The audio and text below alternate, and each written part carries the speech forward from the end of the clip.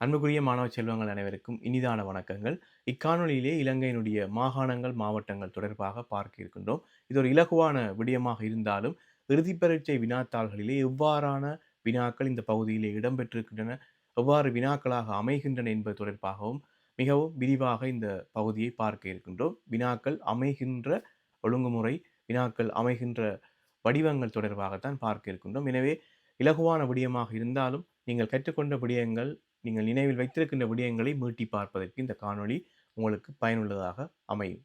அந்த வகையிலே முதலாவதாக எண்ணிக்கை தொடர்பாக பார்ப்போம். இலங்கையில் இருக்கக்கூடிய மாகாணங்களுடைய எண்ணிக்கை 9, மாவட்டங்களுடைய எண்ணிக்கை 25. ஒவ்வொரு மாகாணங்களுக்குள்ளும் உள்ளடங்கக்கூடிய மாவட்டங்களை முதலாவதாக பார்ப்போம். அந்த வகையிலே முதலாவதாக நான் வடக்கு மாகாணத்தை எடுத்துக்கொள்கின்றேன். இலங்கையிலே அதிகளவிலே மாவட்டங்களை உள்ளடக்கி இருக்கக்கூடிய ஒரே ஒரு மாகாணமாக வடக்கு மாகாணம் காணப்படுகின்றது. இந்த வடக்கு மாகாணத்திற்குள் மொத்தமாக 5 மாவட்டங்கள் உள்ளடங்குகின்றன. யாழ்ப்பாணம், கிளிநொச்சி, முல்லைத்தீவு, வவுனியா, மன்னார். யாழ்ப்பாணம், கிளிநொச்சி, முல்லைத்தீவு, வவுனியா, மன்னார். இந்த 5 மாவட்டங்களும் வடமாகாணத்திற்குள் உள்ளடங்குகின்றன. அடுத்ததாக கிழக்கு மாகாணத்தினை பார்ப்போம்.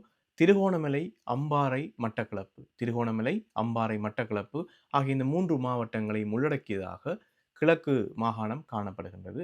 அடுத்ததாக தென் மாகாணத்தை பார்க்கின்ற போது காலி, மாத்தறை, அம்பாந்தோட்டை. காலி, மாத்தறை, அம்பாந்தோட்டை ஆகிய 3 மாவட்டங்களையும் உள்ளடக்கியதாக தென் மாகாணம் காணப்படுகின்றது. அடுத்து மேல் மாகாணத்தை பார்க்கின்ற போது கொழும்பு, கம்பகா, களுத்துறை. கொழும்பு, கம்பகா, களுத்துறை இந்த 3 மாவட்டங்களை உள்ளடக்கியதாக மேல் மாகாணம் காணப்படுகின்றது. அடுத்ததாக வடமேல் மாகாணத்தை பார்க்கின்ற போது புத்தளம், குருநாகல். புத்தளம், குருநாகல் இந்த 2 மாவட்டங்களையும் உள்ளடக்கியதாகவே வடமேல் மாகாணம் காணப்படுகின்றது. தற்போது நான் குறிப்பிட்ட இந்த 5 மாகாணங்களையும் அவதானித்துக் கொள்ளுங்கள். வடக்கு மாகாணம், அடுத்ததாக கிழக்கு மாகாணம், அடுத்து தென் மாகாணம், அடுத்து மேல் மாகாணம், அடுத்ததாக வடமேல் மாகாணம். இந்த 5 மாகாணங்களும் இலங்கையினுடைய கரையோரத்தை ஒரு பகுதியாக கொண்டிருக்கக்கூடிய மாகாணங்களைத்தான் நான் முதலிலே குறிப்பிட்டிருக்கின்றேன். மொத்தமாக இருக்கக்கூடிய 9 மாகாணங்களிலே இலங்கையினுடைய கரையோரத்தை ஒரு பகுதியாக கொண்டிருக்கக்கூடிய 5 மாகாணங்களை தற்போது உங்களுக்கு குறிப்பிட்டிருக்கின்றேன். ஏனெனில் இவை சார்ந்து வினாக்கள் வருவதுண்டு. ஏற்கனவே வந்திருக்கின்றன. நீங்கள் கடந்த கால வினாப்பத்திரங்களை பார்க்கலாம். அடுத்ததாக ஏனைய மாகாணங்களை பார்ப்போம். மத்திய மாகாணத்தை எடுத்துக்கொண்டால் கண்டி, மாத்தளை, நுவரெலியா. கண்டி, மாத்தளை, நுவரெலியா ஆகிய 3 மாவட்டங்களை உள்ளடக்கியதாக மத்திய மாகாணம் காணப்படுகின்றது. அடுத்ததாக ஊவா மாகாணத்தை பார்க்கின்ற போது பதுளை, மொனராகலை. பதுளை, மொனராகலை ஆகிய 2 மாவட்டங்களை உள்ளடக்கியதாக ஊவா மாகாணம் காணப்படுகின்றது. அடுத்ததாக சப்ரகமுவா மாகாணத்தை பார்க்கின்ற போது கேகாலை, இரத்தினபுரி. கேகாலை, இரத்தினபுரி ஆகிய 2 மாவட்டங்களையும் உள்ளடக்கி காணப்படுகின்றது. அடுத்ததாக வடமத்திய மாகாணம். வடமத்திய மாகாணம் அனுராதபுரம், பொலனறுவை. அனுராதபுரம் மற்றும் பொலனறுவை ஆகிய 2 மாவட்டங்களை உள்ளடக்கியதாக காணப்படுகின்றது. தற்போது நான் குறிப்பிட்ட மாகாணங்களும் மாவட்டங்களும் தொடர்பாக எவ்வாறான வினாக்கள் அமைந்திருக்கின்றன, எவ்வாறு வினாக்கள் அமையலாம் என்பது தொடர்பாக விரிவாக பார்ப்போம். முதலாவது விடயம் கடற்கரையோரமாக காணக்கூடிய மாகாணங்களை அவதானித்துக் கொள்ளுங்கள். நான் ஏற்கனவே குறிப்பிட்டிருக்கின்றேன். 9 மாகாணங்களில் 5 மாகாணங்கள் கடற்கரையை ஒரு பகுதியாக கடலை ஒரு பகுதியாக கொண்டிருக்கக்கூடிய மாகாணங்களாக அமைகின்றன. நான் ஏற்கனவே குறிப்பிட்டது போல 9 மாகாணங்களில் 5 மாகாணங்கள் கடற்கரையை ஒரு பகுதியாக கொண்டிருக்கக்கூடிய மாகாணங்களாக இருக்கின்றன. ஏனைய 4 மாகாணங்களும் கடற்கரையோடு தொடர்பு அற்ற வகையிலே காணப்படுகின்றன. இவை சார்ந்து நாங்கள் பார்க்கின்ற போது கடற்கரையோரமாக இருக்கக்கூடிய அனைத்து மாகாணங்களுக்குள்ளும் உள்ளடங்கக்கூடிய அனைத்து மாவட்டங்களும் கடற்கரையை ஒரு பகுதியாக கொண்டிருக்கின்றனவா என்று பார்த்தால் அவ்வாறாக இல்லை. சில மாகாணங்களிலே இருக்கக்கூடிய ஒரு சில மாவட்டங்கள் கடற்கரையை ஒரு பகுதியாக கொண்டிருப்பதில்லை. உதாரணமாக பார்க்கின்ற போது வடக்கு மாகாணத்தை எடுத்துக்கொண்டால் வடக்கு மாகாணத்திலே 5 மாவட்டங்கள் காணப்படுகின்ற போது வவுனியா கடற்கரையை ஒரு பகுதியாக கொண்டிருப்பதில்லை.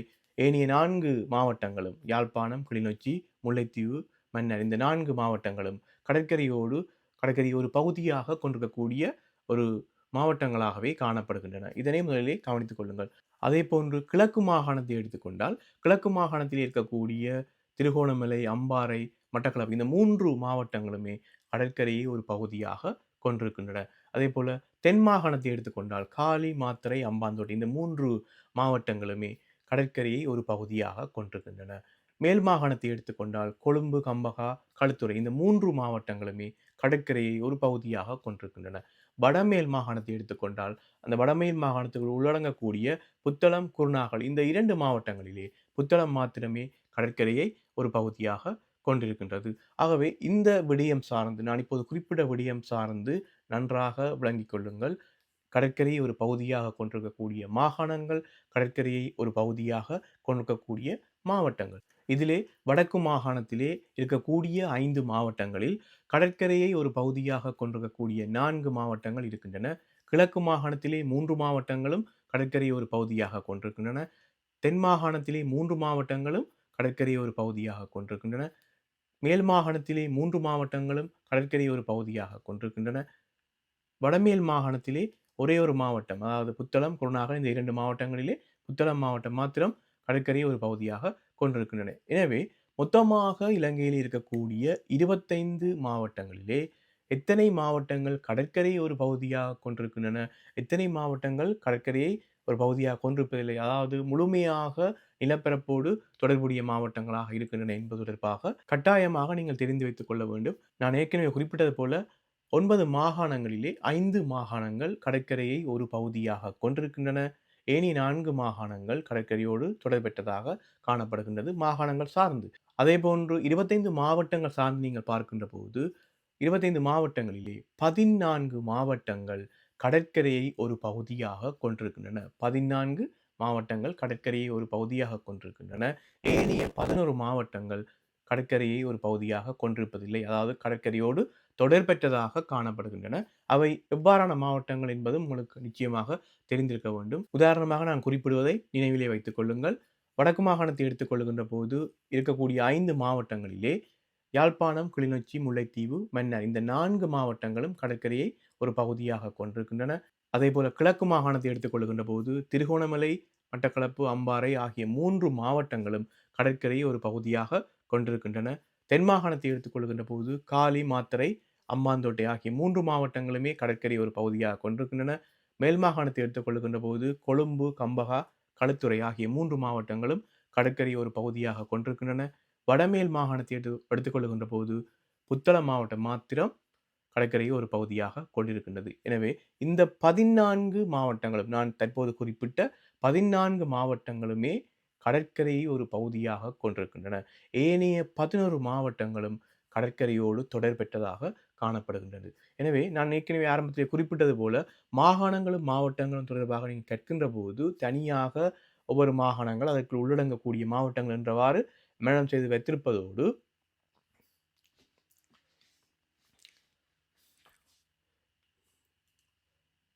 எனவே நான் ஆரம்பத்திலே குறிப்பிட்டது போல மாகாணங்கள், மாவட்டங்கள் சார்ந்து நீங்கள் மனனம் செய்து வைத்திருக்கின்ற போது தனியாக மாவட்டங்களையும், மாகாணங்களையும் பாடமாக்கி வைத்திருந்தால் போதாது.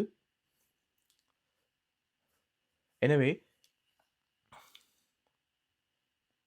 எனவே மாகாணங்கள், மாவட்டங்கள் தொடர்பாக நீங்கள் மனனம் செய்கின்ற போது தனியாக மாவட்டங்களை